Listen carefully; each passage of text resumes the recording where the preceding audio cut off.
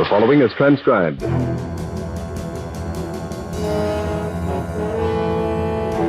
Welcome to the Bat-Supe Season 2 Preheat. So, now there's a tip line as part of the Save Bat-Supe campaign? And how was I not aware that there's a Save Bat-Supe campaign? Curiouser and curiouser. Meanwhile, back on the beach, Jimmy Olsen has brought the cavalry. A seemingly interested and motivated cavalry that also seems to be quite deliberate and disinterested. Let's call them Schrodinger's Search Party. You were warned. So, let's tie on those capes for lots of head-scratching, plenty of information suppression, and unlikely heroes galore!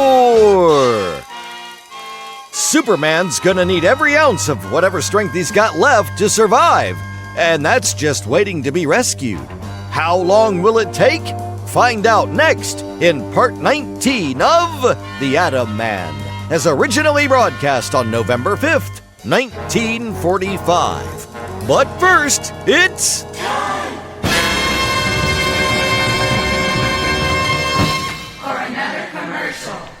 Hello, everyone. This is Shecky Stedmeyer on behalf of Bat-Supe. Actually, that ain't true. I'm here today on behalf of you, the loyal Bat-Supe consumer.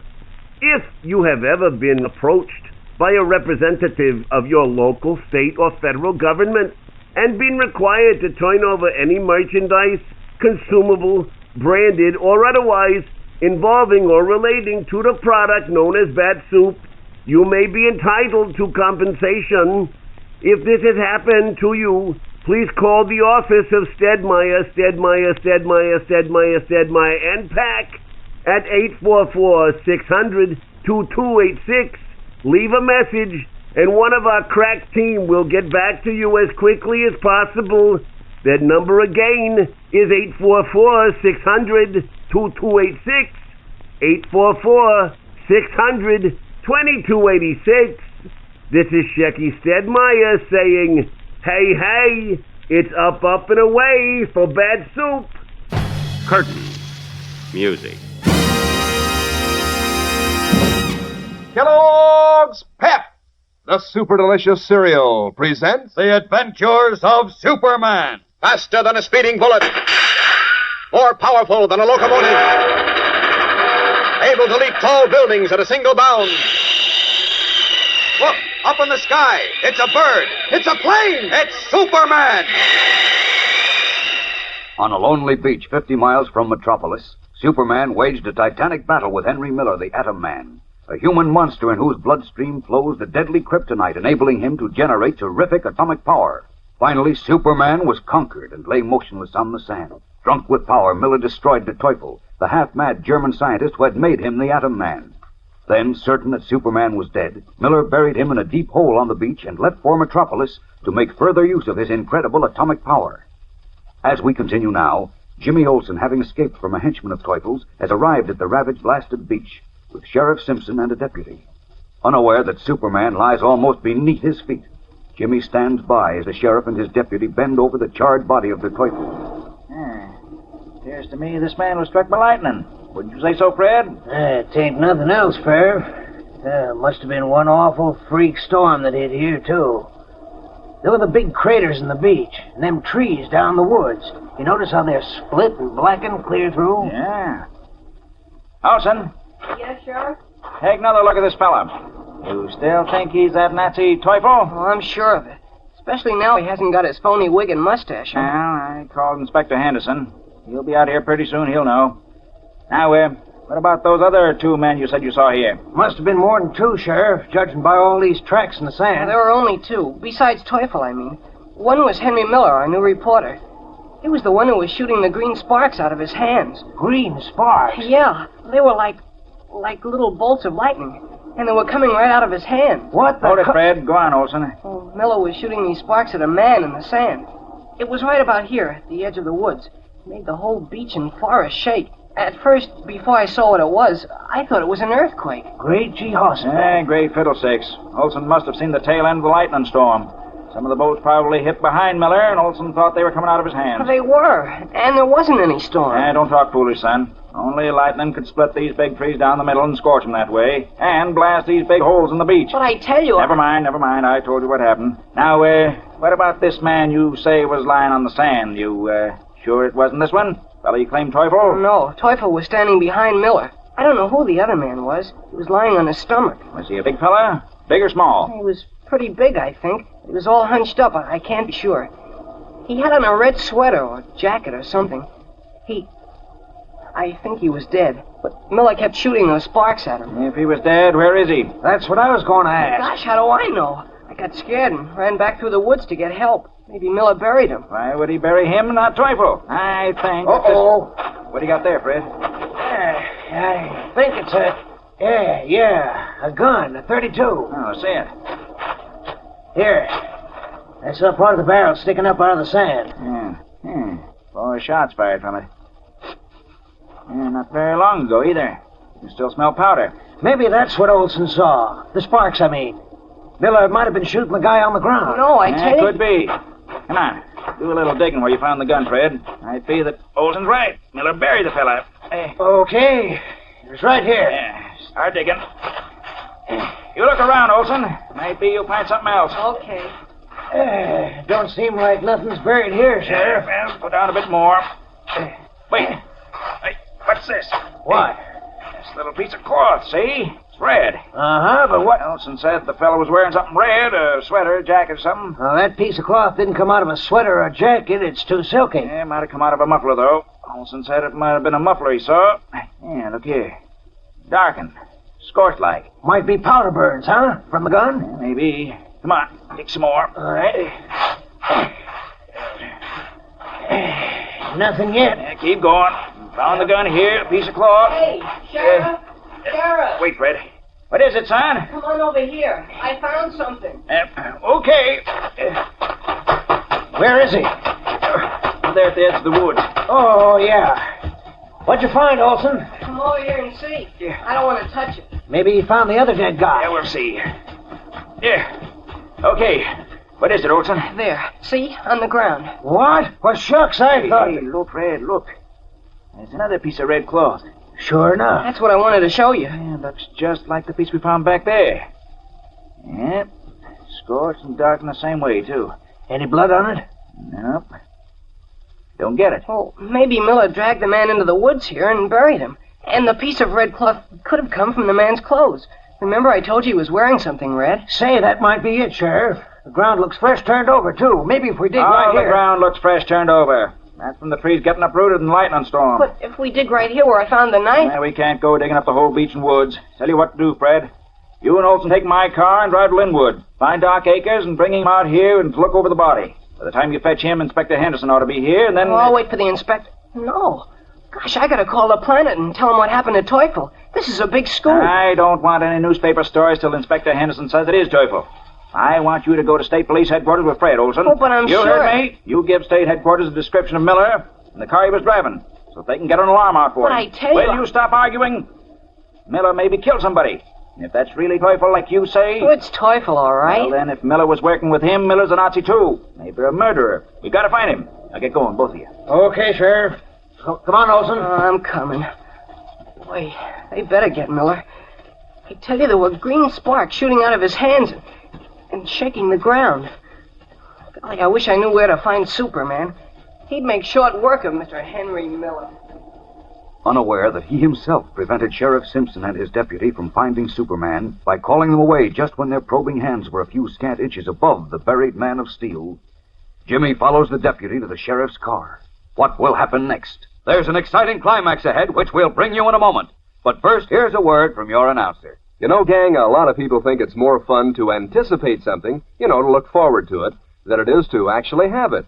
But believe me, that's not true of those new comic buttons you fellows and girls are all collecting from packages of Kellogg's Pep. Of course, it is fun to look forward to Mom opening a new package of Pep and, to wonder which button you'll find inside, but it's just as exciting when you get that smart-looking button.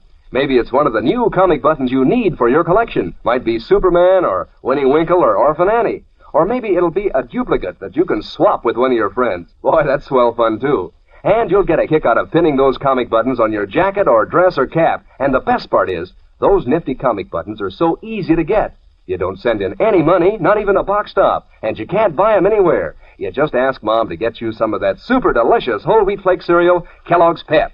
Inside every package, there's a thrilling prize, one of these new comic buttons with pictures of your funny sheet favorites or a military insignia or warplane button. There's a prize for you in every package of P.E.P. Pep, made by Kellogg's of Battle Creek.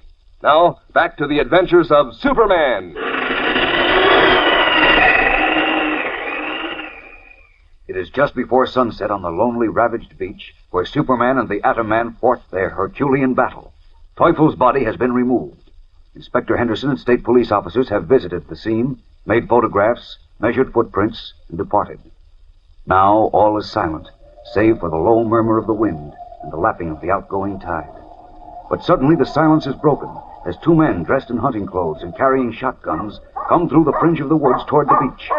Black and white water spaniel roaming in the brush suddenly springs out on the sand and, plumed tail aloft, rushes off the beach, barking. Listen to that crazy animal. Can't wait for us to knock a couple of crackers down so we can go fetch him. I can't wait either. I haven't had a decent shot yet this season. We ought to get plenty of shots in the next half hour. We got 3 mallards and a pintail on this beach yesterday, and the wind's better today. I hope you're right. All I want is... Hey, Joe. Look. Holy smokes. What happened to the beach? I don't know. It sure is torn up like it was bombed. Yeah. Look at those trees up ahead. They're all down. It must have been a hurricane. We'd have heard about it. Probably a freak electrical storm. See how that big oak is split right down the middle? Yeah.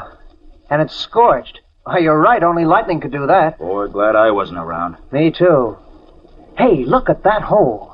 Wow, it must be 10 feet deep. I see it. Uh-oh. I see something better. Flight of mallards coming in straight ahead. Hold it, Mark. Don't move. Right? Where's the dog? Don't worry about him. He knows his business. What? Well, how do you like that? Barking his fool head off and scaring the ducks away. Biff! Come here! Biff, come here! He's digging in the sand. I'll teach him. Come on. He knows better than that. Biff, come here! Come here, boy!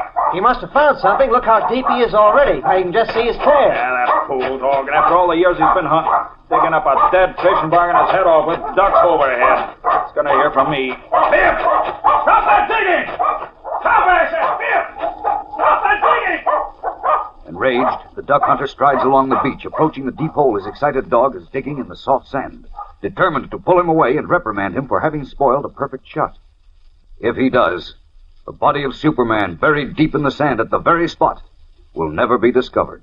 For even now the tide is rising, and as the sun sets, the water will roll up and cover the beach. Or does it matter? Can Superman, bombarded by livid bolts of atomic energy, and buried now for almost an hour, still be alive?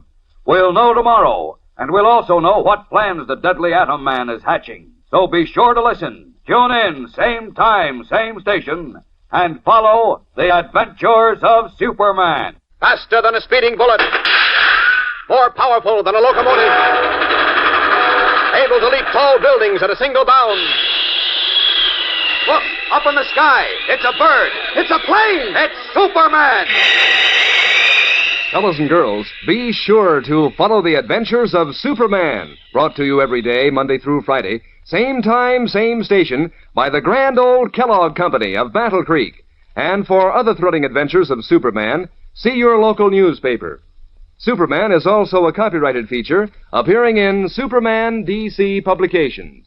And now, faster than a speeding bullet, it's part 20 of The Atom Man, as originally broadcast on November 6th, 1945.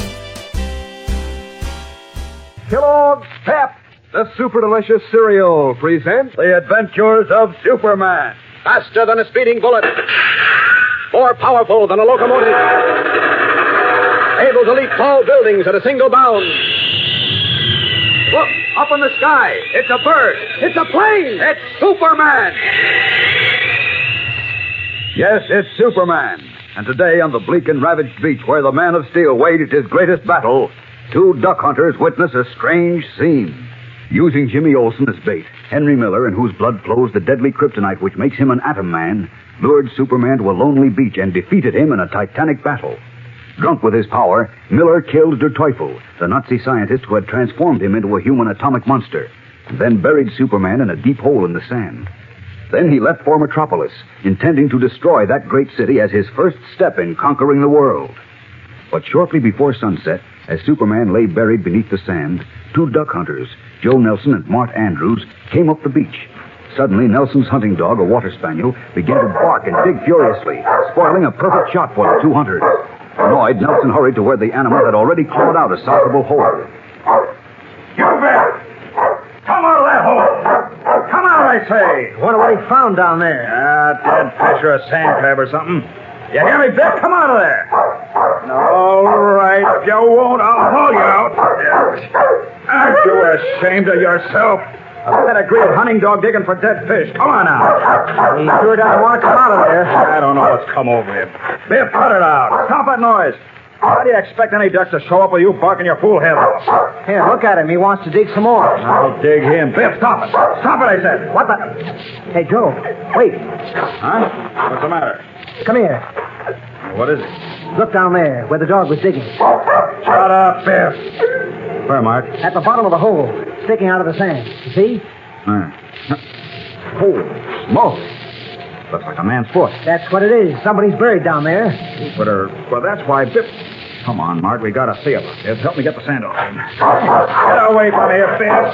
Get away. Come on. I can't understand how anybody'd be buried here on the beach. That tide might have washed him up. Yeah, maybe, but... I don't like this, Joe. I don't either.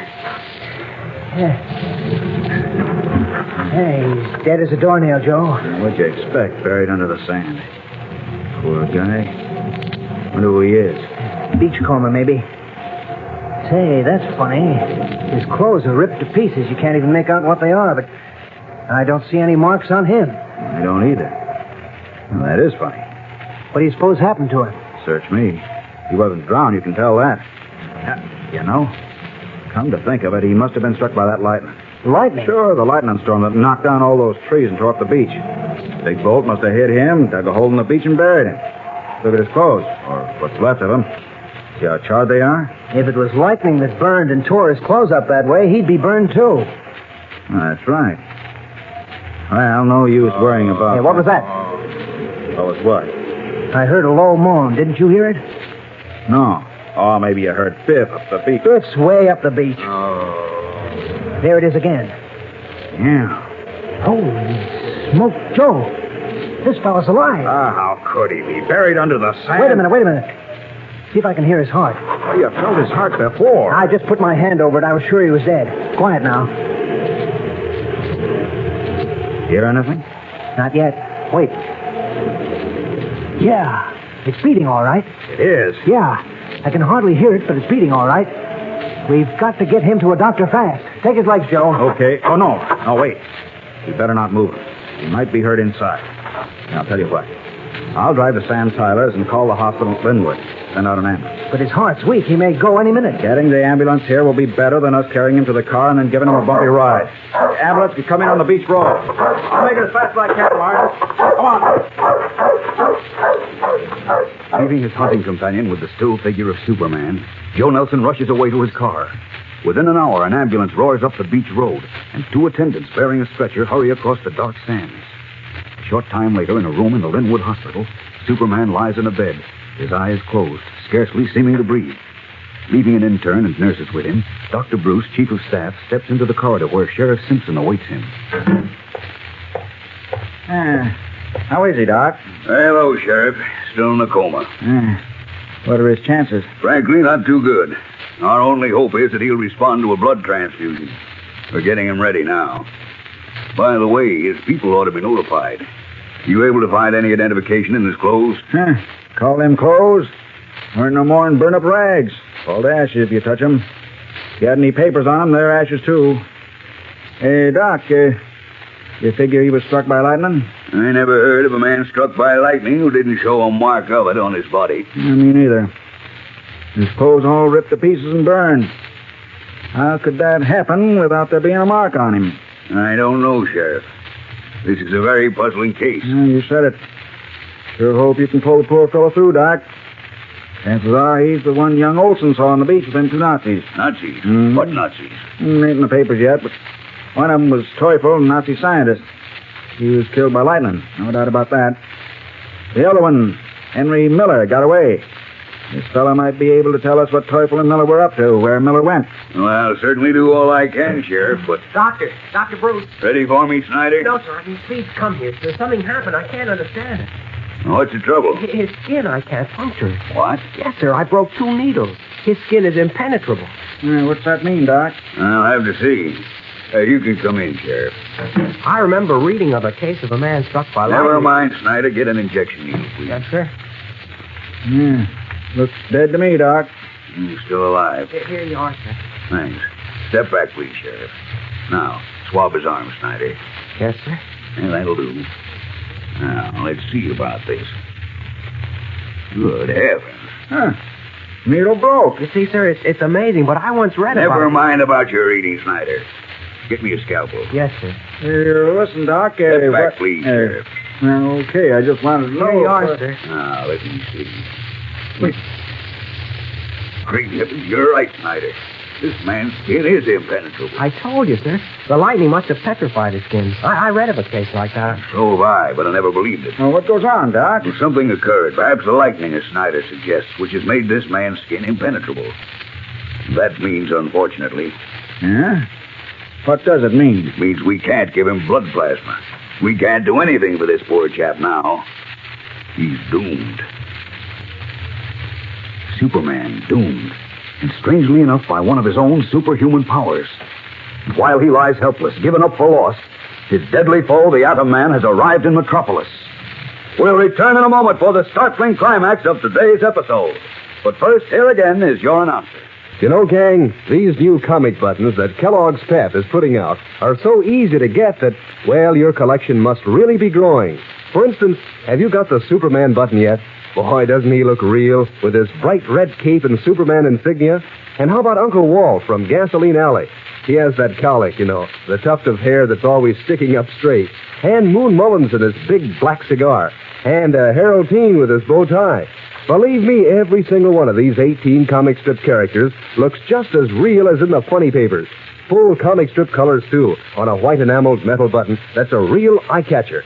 Gee, it's fun collecting all 18 different buttons, trading duplicates with your friends, and wearing all your buttons pinned on your jacket or dress or cap. And these buttons are easy to get. Sure, you don't send in a single penny, not even a box top. Fact is, you can't buy these bright-colored buttons anywhere. You just ask Mom to get plenty of that super delicious whole wheat flake cereal, Kellogg's Pep. Then, look inside the package and see which prize you find. One of these sharp-looking new comic buttons, or a military insignia, or a warplane button. It's your prize from P.E.P. Pep, made by Kellogg's of Battle Creek. Now back to the adventures of Superman. As Superman was brought to the Linwood Hospital, Henry Miller, the Nazi Atom Man who had defeated and left him for dead, arrived in Metropolis. Now, just before 11 o'clock at night, his hat pulled low over his face and his coat collar muffling his chin, he is riding an express elevator to the observation tower of the Metropolis Bank Building, the highest point in the city, 105 lofty stories above the street. Except for the Atom Man and the uniformed operator, the elevator is empty. You won't get much for your 50 cents tonight, mister. Tower closes in 5 minutes at 11 o'clock. 5 minutes will be enough for my purposes. You can't really get the view in that short time, from all sides of the tower, that is. Besides, it's pretty cloudy tonight. I don't mind clouds. Okay, mister, it's up to you. Here we are. Looks like you got the whole place to yourself. That's okay. I won't be lonesome. I'll be up for you in 5 minutes when the tower closes. Fine. That's all the time I'll need. I don't get it, but okay. Walking out the deserted observation tower, 105 stories above the street, Henry Miller casts a quick look around him, makes certain he is alone, then reaches into his pocket and withdraws his meshed metal gloves and electronic throat converter. Quickly, he straps the converter to his throat, tight against his jugular vein, then pulls on his metal gloves. Now he is the deadly Atom Man. He stopped at the chest-high brick wall which surrounds the tower, peering down through the cloudy night at the broken pattern of lights and darkness below him, where the citizens of Metropolis work and sleep peacefully, unaware of the destruction threatening them. First Metropolis, then the rest of the world. I will leave only this building standing. The rest I will turn to less than dust. For a moment longer, the Atom Man looks down on the great city beneath him. Then his right hand moves to the switch on the converter at his throat. The switch that will send the impulse to the kryptonite atoms in his blood and force them surging in a terrible stream of atomic power through his metal-gloved fingers. What can save Metropolis now? Jimmy Olsen, Perry White, Lois Lane, and all the other innocent millions. Superman lies scarcely breathing in a hospital 50 miles away. Never was a moment more tense. So don't miss tomorrow's thrilling episode, fellows and girls. Something happens. Something you can't possibly guess. Tune in, same time, same station, for a thrill a minute in the adventures of Superman. Faster than a speeding bullet. More powerful than a locomotive. Able to leap tall buildings at a single bound. Look, up in the sky. It's a bird. It's a plane. It's Superman. Fellows and girls, be sure to follow the adventures of Superman. Brought to you every day, Monday through Friday. Same time, same station, by the grand old Kellogg Company of Battle Creek. And for other thrilling adventures of Superman, see your local newspaper. Superman is also a copyrighted feature appearing in Superman DC publications. So let's review things for a hot minute. Superman is in a hospital of all places, comatose and unrecognizable. The Atom Man is on the verge of leveling the city, and the Scarlet Widow still has enough kryptonite to ruin everybody's day? Where'd he go, Lois? I hope the byline was worth it. Anyway, thanks for listening. Be sure to invite your friends to check us out on their favorite podcatcher or on YouTube or Facebook. We'll see you next time, fellows and girls. Until then, up, and away!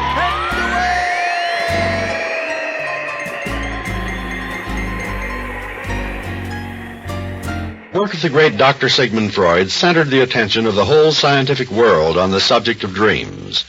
It is not surprising, therefore, that one of Freud's fellow psychologists, Dr. Ignaz Jesauers, should have made a hobby of collecting and recording strange dreams which were imparted to him during his years of practice in Old Vienna. What is surprising, however, is that in the doctor's collection, there is at least one dream which no psychiatric theory can account for. A dream that defies the very premises of Freudianism itself. The rain fell steadily on the streets of Amsterdam. Hendrik van der Moon, a member of the Amsterdam police force, drew the collar of his coat around his neck and shuddered as he lingered at the canal bridge, fascinated by the ripple of the raindrops in the water below him. Mein Gott, a man in the water, and he is bound and gagged. Early the following morning, in the little town of Lochel, Switzerland, one Gustav Mertz, who was both the police chief of Lochel and also its police force, read a telegram in the privacy of his office. Identified him as Jacob Dauer, a watchmaker of your village. Was still alive when rescued from the Amsterdam Canal, but had been bound and gagged and severely beaten.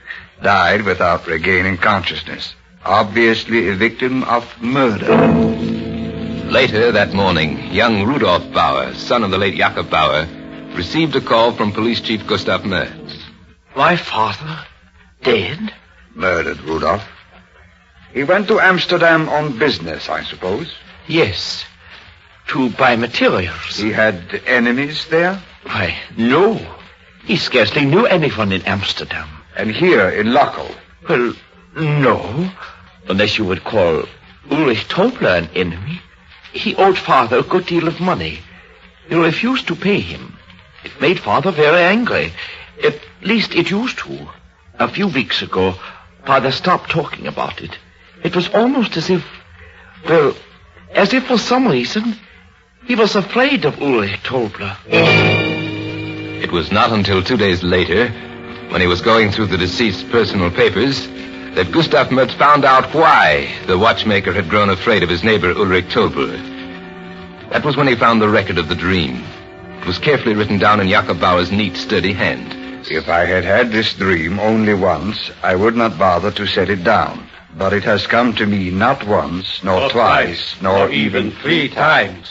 4 times in all I have had it. In the dream, I was arguing with Ulrich Tobler. I reminded him of the money he owed me, and I told him he must pay. But he refused and laughed at me. And then I grew very angry, and I said I would sue him. A very evil look came into his eyes, and he turned away. I, too, turned away. And then, before I could take a step, something struck me on the back of the head.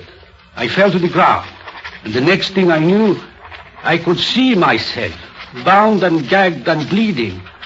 Around me there was nothing but a cold, wet blackness, for I had been thrown unconscious into the waters of a canal.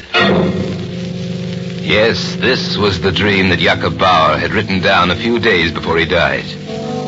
Can such a dream be classified in the Freudian manner as the mere expression of a subconscious fear or desire? Must it not rather be accepted as a prophecy incredible but true?